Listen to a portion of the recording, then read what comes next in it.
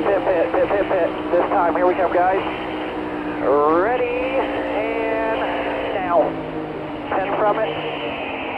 5, lock the left front, lights now. Give some. Races can be won and lost on pit road, and often are. Each crew has tire carriers, who bring the tires and wheels to the car. Tire changers, who install new tires and remove old ones. And the gas person, who carries a full can of fuel over the wall to pour into the race car. Over time, this process has gone from taking over 45 seconds. Here comes Petty into the pits under the green to take on fuel. This could be a big break for Richard, who's been hounded all day long by A.J. Foyt. Pearson is in as well. Tanks must be dry. They've gone more than 100 miles since they last refueled. Now let's watch what happens in the pits as Pearson is going to be quick out. Petty will be quick out. And here comes A.J. Foyt. They're going right to work. And AJ's not getting out of the car. Apparently he's out of gas, and they're changing the right side tires. He rode a silent mount into the pit, so the engine was not running, and obviously that's what's happened. They tried to stretch it just a little too far. At least you'd have to guess that. You know, for the moment, he's still the leader, and Richard Petty's car's right behind him. But there goes Petty out of the pits now. Look at him slither on pit lane, and uh-oh, there goes the yellow light on. To less than 10 on the Cup Series circuit. Bubba Wallace, the car got very tight on that run. Going to do a minor air pressure adjustment. 4 tires, Sunoco Racing Fuel. The call, Bubba Wallace is down and away. You're listening to Driving Change, 20 years of NASCAR's Drive for Diversity. I'm your host, Crystal Clay. Over the past couple of episodes, we've looked at the history of the sport and the program, as well as the drivers that have helped the program thrive. This week, we are doing a deep dive into an aspect of the sport that can be the difference between lifting a trophy in victory lane or giving an interview on pit road watching another team celebrate. The Pit Crews.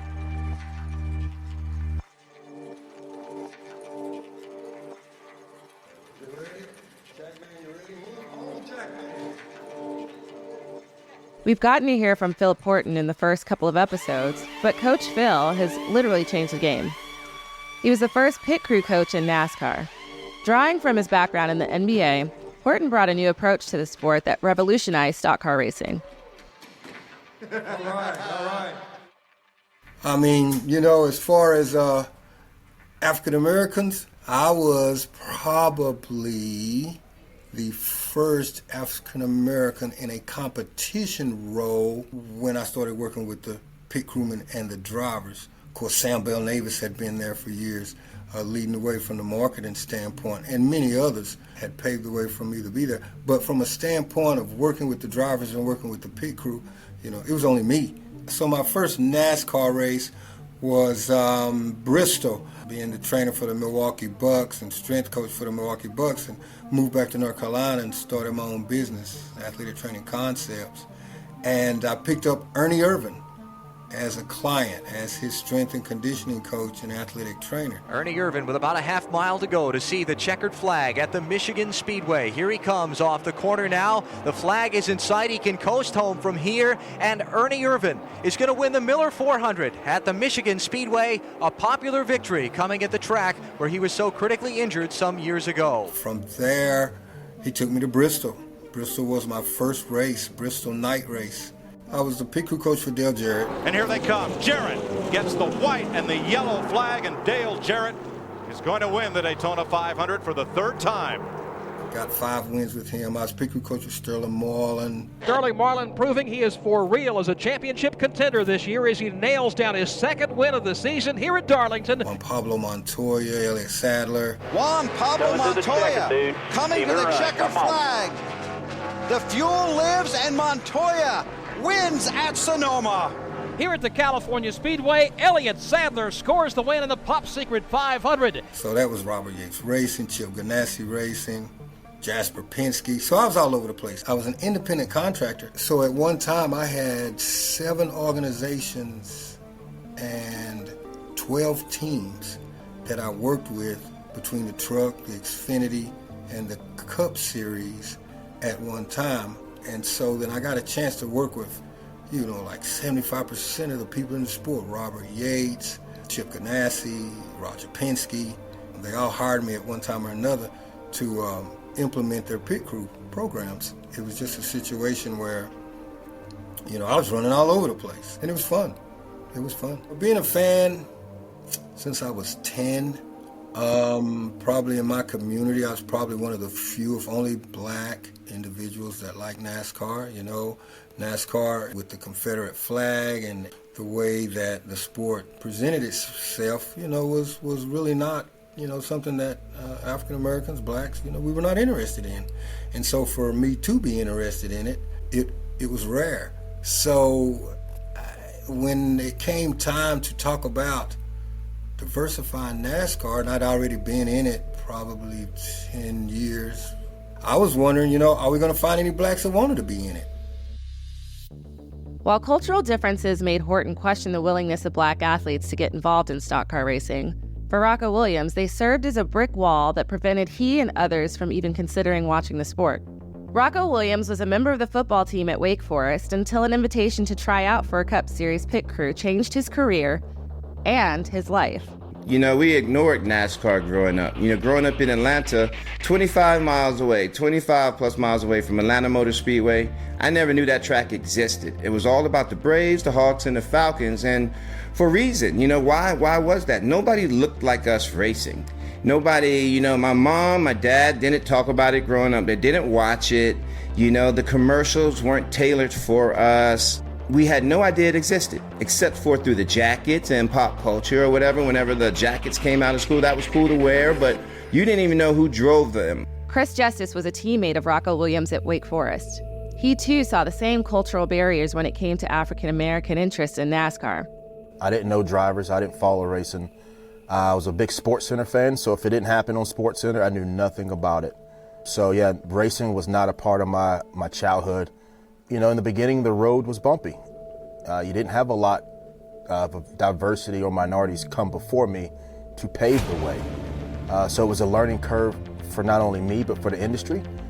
So those days were hard at times. When I was asked to do the program, my first question was, what do I know about NASCAR? Like, what will I do there, right? So I had no education on what was happening and how fascinating and intriguing the sport is. You grow up that way, and that's why I look at NASCAR now as America's best kept secret for guys like us. Because mind you, if I did know about NASCAR previously, maybe I would have never had to take the football route at all. Maybe I could have used my athleticism to get into a school and major in mechanical engineering, aerodynamics, physics, where I could work on building these race cars and, making a ton of money just traveling the country building race cars. It was Chris's friend Rocco who convinced him to take a chance on a whole new sport. So he reached out saying, hey, CJ, they need some athletes. They're looking for athletes to get into NASCAR to do pit stops. As the earliest black athletes in NASCAR were starting their journey, Phil Horton decided to change the way pit stops were performed in the sport. Prior to crew coaching, a pit stop took between 13 to 16 seconds. Horton took it upon himself to change that and make pit stops a sport of their own. He was hired at Chip Ganassi Racing, right there in Charlotte, North Carolina. And Coach Horton, he was forward thinking. He was just off of leaving the NBA. Years in the NBA as athletic trainer, to the point where when that became stagnant, left there to change the game in a whole nother sport that he grew up in and knew everything about, because he's from Lenoir, North Carolina.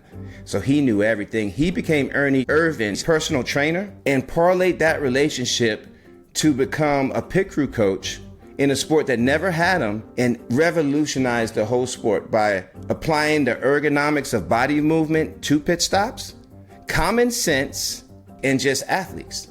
When I got into it, coming over from stick and ball, you're really looking at bigger, stronger, faster. If these mechanics can do it, and the mechanics were doing an excellent job. They were good. They were good pit crewmen. Don't let anybody tell you anything different. The only thing that they lacked was performing under pressure. That was one of the first things that I realized. They could change tires. They could index the tires. They could do everything that we needed them to do. But when it came down to performing under pressure, they weren't performers. They were mechanics. So when I started looking for athletes, everybody thought I was looking for only the bigger, stronger, faster. I was looking for individuals that had those traits, but also could perform and be able to do it when the lights came on. The leaders are on pit road in the Winston 500. Dale Earnhardt in front of the Flying Aces. Earnhardt's crew already around to the left side. It'll be a 4-tire stop there. Danny Myers puts in the second can of 76 Racing gasoline. Jeff Gordon getting 4 tires as Earnhardt down and away in 20.6 seconds. Gordon down and away. Gordon will get out in front of Earnhardt. John Andretti will fall in line and just about gets together with Ernie Irvan. Irvan cuts him off. Andretti falls in line behind him. Rick Mast with 4 tires and gasoline. Now up to Jim Phillips. Ernie Irvan did get 2 tires and gasoline. Also, Terry Labonte has been in. Ricky Craven has been in. Darrell Walton has been in. Joe Nemechek leaving the pit area right now, along with Wally Donovac. Michael Waltrip was in. 2 tire stops. 76 Racing Fuel, and they're back on the racetrack. We bring them in. They have the strength. They have the conditioning. They already know how to do it. They're good at that. You know, in my program, we probably work on about 10, maybe 15% of that, because they know they're already strong and they already know how to stay in shape. One of the things that we had to implement per position was you have to actually slow down to go fast. This is a timed event.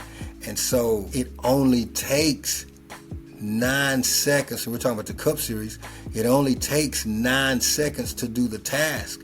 So if you can complete the task without making a mistake, it'll be 9 seconds. Any mistakes you make actually prolongs the time. So we had to teach them to actually understand that mindset, that philosophy, whereas they want to go as fast as they can, make a lot of mistakes, and you know, they're doing 15, 16, 17-second pit stops. But the individual that can master doing it without any mistakes is the fastest person. Each position is unique. You know, changers, that's a finesse position. Carrying, jackman, that's more of a power type of mindset type of position. So we try to line up individuals in whatever sport they played to whatever mental philosophy we're trying to instill in them. He sent that feeler out to all the surrounding universities in that area at the right time. When I came back from trying out with football and I was trying to make a decision, I went to my student services at Wake Forest. They said, Rocco, this opportunity came across our desk and your name is written all over it. And it was an open tryout at Chip Ganassi Racing for a NASCAR pit crew. That's all it was. That's all she told me. I looked up what a NASCAR pit crew was. I called him back and said I would be interested. I showed up to his door 2 weeks later. We let them know this could extend your playing career, and also too, it's a pretty good paying job. It pays well. You know, it's a 6-figure salary and above with all the major teams, and you can do it for like 15 to 20 years. So those two things, it allowed the athletes to extend their careers as athletes, and they could get paid well doing it. The lack of knowledge I had for it made me even more curious. Once I researched it and I saw the money tied to it, and I saw the race shops, and I saw the cars parked in the garage, and I saw the cars in the parking lot were all brand new trucks, and I saw the race shop was immaculate, like you could eat off the floors, and I had no idea that this place existed. The way my mind works, when I see stuff like that, I see money. I see opportunity, especially if I knew nothing about it. So I was just so excited. It reminded me of the poem, 2 roads diverged in the wood. Which one will I take? It pissed me off because I'm like, that was football. This was NASCAR. Why the hell am I doing this football thing? I would have been over here, and that's how I approached it when I received the opportunity to practice. It was me and 5 other athletes from different schools that came on to Chip Ganassi Racing. They put us on the 40 car with Sterling Marlin. He was in his later years of his career. They fast-tracked us so fast, I felt like it was an experiment that they wanted to see, you know, how these athletes would do. Like, they didn't really believe Coach either. When you have that doubt, it creates opportunities. Most athletes will not get the opportunity to pit a NASCAR Cup Series car within 3 months of arriving. There was a lot of fate presented that, because when you showed up to the Daytona 500 in that Coors Light uniform, and I had my matching Jordans, I had my Ray-Bans on, and everybody was looking at me confused, wondering first, where did I come from? if I worked there, and what was I doing? It's the richest stock car race in the world and the one every driver dreams of winning. Hello and welcome to Motor Racing Network's live coverage of the great American race, the Daytona 500. Our first real race situation was at the Daytona 500. And we were not smooth. Don't get it twisted. But where else are you going to learn on the go in live action in a professional sport? I went from 3 months at Wake Forest to on a professional race team on national television at the Daytona 500. While Rocco was pitting a Cup Series car at the Daytona 500, Chris Justice's career in NASCAR began that same weekend in the Truck Series race held Friday night before the 500. My first race I ever attended was the Daytona weekend for the Craftsman Truck Series at that time. Welcome to the NASCAR Craftsman Truck Series Florida Dodge Dealers 250 on Speed Channel. So not only was that my first race, it was the first lot of pit stops during the race and the first team I worked for. Brendan Gaughan is in his Orleans Dodge, and the crew is going to make an air pressure adjustment for Brendan. He says he wants to roll through the center just a little bit better. The guys will go to work on that for him. It was almost like having a good rivalry game.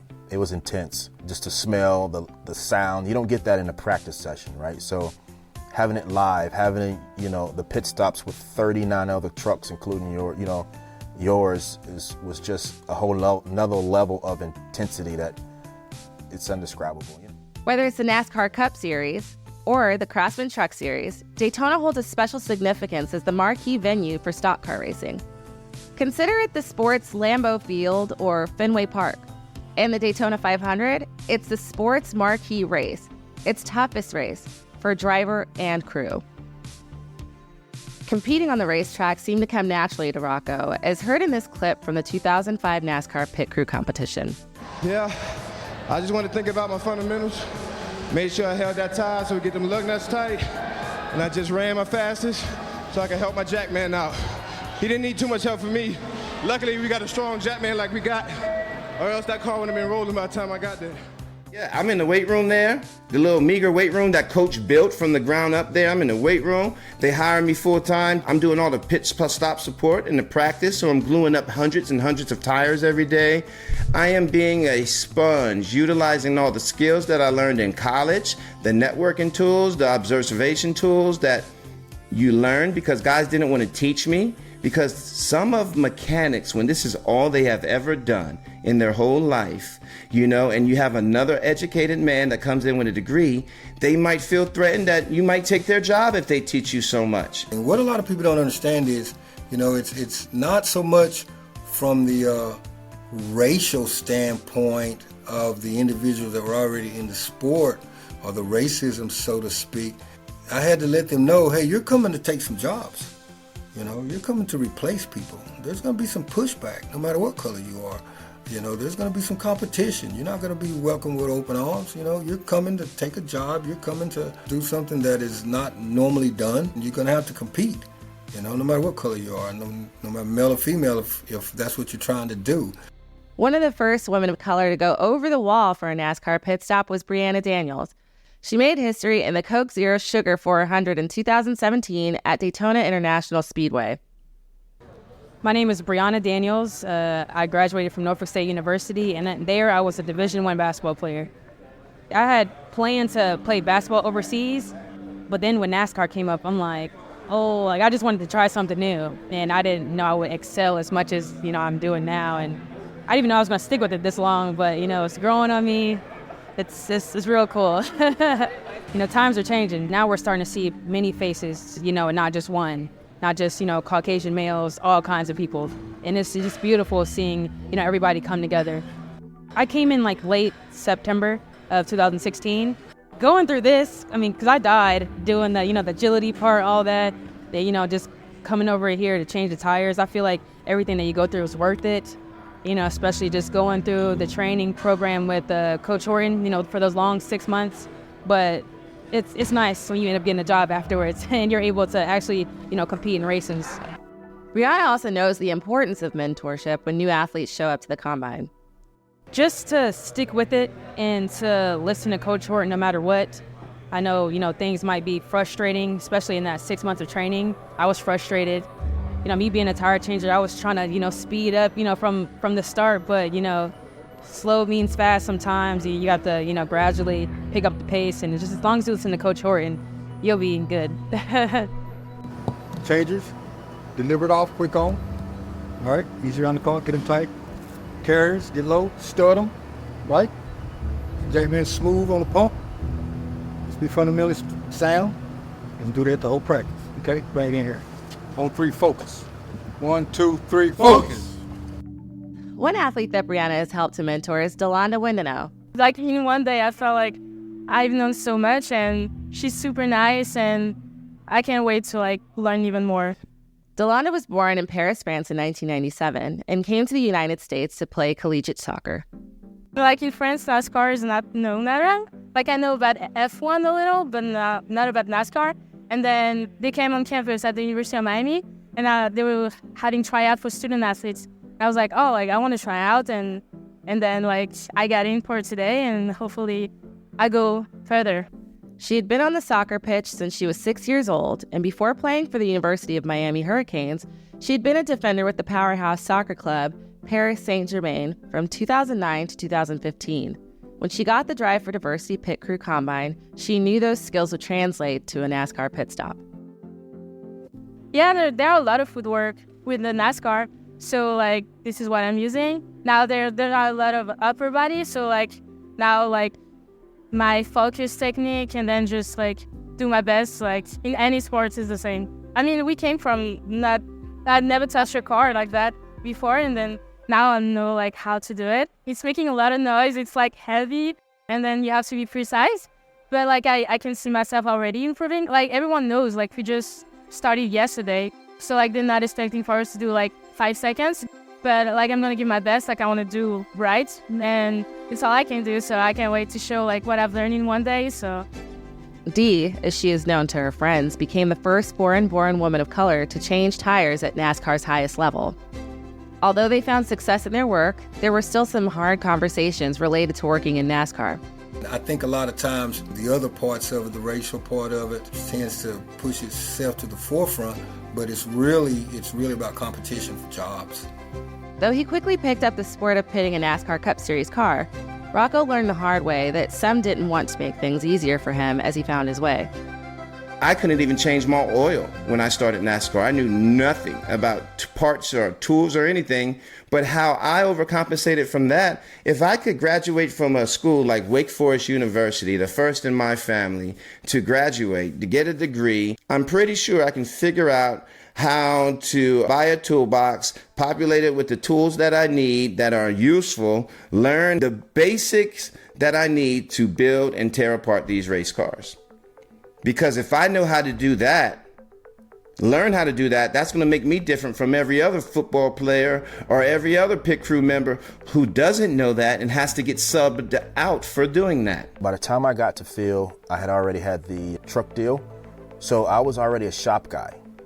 So my interactions with Phil was a little different. And, Coach Phil told me early on, hey, you're in a good spot. You're learning more than these guys are that's just doing pit stops right now. And I didn't understand it for a couple of years because, I see all the glitz and glamour that those guys have versus where I'm at, So I'm like, well, I want to be where they're at. And he's like, no, trust me. You're in a good spot. You're in a better spot than they are in the long run because I was learning the mechanics, building those relationships with crew chiefs and making myself more valuable in the long run and just being, the pit crew athlete. The learning curve is always tough for a newcomer, but Rocco was resilient and relied upon knowledge gained earlier in life. My coach, my mentor, my best friend told me, Rocco, you are too nice. You give in and open up too much. And that is a con right now at this point in your career. Because you're a big guy, you're in a position of that a lot of people want. At the same time, you're very confident in what you're doing. And this is new for this sport. So you have to move a certain type of way. And he did a very, very meticulous and good job of making sure I had that guideline and that mentorship. When I made mistakes, Yes, it pissed him off, but he made sure I knew what I needed to do next time. You know, it's between him and Andy Papathanassio at Hendrick Motorsports. They're neck and neck. And the Wood brothers as contributors to what we do in pit stops today. Ray Evernham as well, you know, with the Rainbow Warriors, because they were the first to employ just guys dedicated to change tires, as opposed to using the mechanics, where Coach took that the next step up and got athletes. In 2009, Rocco Williams became the first African-American crew member for Hendrick Motorsports, an organization that has won 14 NASCAR Cup Series championships in its history. Following the departure of driver Mark Martin, Rocco joined the crew for Jeff Gordon's number 24 car, whose lineage dates back to the Rainbow Warriors, the crew led by Ray Evernham that revolutionized the NASCAR pit stop in the late 90s. In 2009, Phil Horton was approached by Max Siegel about the prospect of joining Rev Racing as their head crew coach, the job that he holds to this day. Rocco won 5 NASCAR Cup Series races on the crew for Mark Martin, and another 11 on the crew for Jeff Gordon. In total, Williams has 16 NASCAR Cup Series victories as a member of Hendrick Motorsports. He has since retired from going over the wall, but reunited with his old coach Phil Horton to give back to the community that has given him so much. Of course, I'd already been in the sport since '98, and I was wondering, I was like, well, gosh, you know, who are we going to get? You know, who's interested? Who's out there? And to my surprise, there were a ton of individuals, there were a ton of fans, minorities, African Americans, Hispanics, who really wanted to be in the sport and wanted to be a part of it. The avenues just were not there at that time. Yeah, I wondered, you know, like golly, you know, because I knew back in my hometown there wasn't a lot throughout my years of being a fan. It just wasn't something we were interested in. But to my surprise, there was a lot, and throughout the country, throughout the nation. At the time, we became a pair. You know, I was his assistant. We took over the whole pit crew coaching game, from the Xfinity, Hooters Pro Cup, to the ARCA, to the Cup Series. Coach at one time had over 22 teams he was managing pit crews for between all 3 series. And he was grooming me and teaching me how to manage that as well. You know, as his second, we were a 2-man duo, you know, with him, the man in charge, and I'm the one soaking, absorbing. I'm like the assassin. I'm the bodyguard. I'm the pick things up, put things down. I just do what I'm told and make everybody happy, you know, but it was his vision. It was his goal. It was his foundation. Everything was his. At this time, Coach, we will begin the assessments. Yep. Correct? So right now we're going to do the physical assessments. We're going to move over here to this section here. We're going to see just how in shape they are. This is a 6-station event, and although it looks pretty simple, this is a course that they have to get through in about 5 minutes. We're going to be rating that, evaluating all of that, and just seeing who is going to rise to the top to be chosen for the 6 positions. As the national recruiter for 7 years of the program, 75 athletes have joined this program. We would go to the HBCUs, we would go to the universities. Coach and I would host these combines with a duffel bag filled with jump rope, stopwatch, clipboard, camera, cones, the basic evaluation tools to determine speed, strength, and quickness.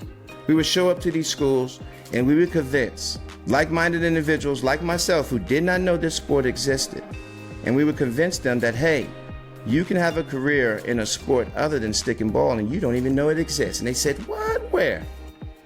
NASCAR. Over the cone, look down at the cone, look down at the cone, over the cone. Look down at it. Keep, there you go. Get them up, get those legs up.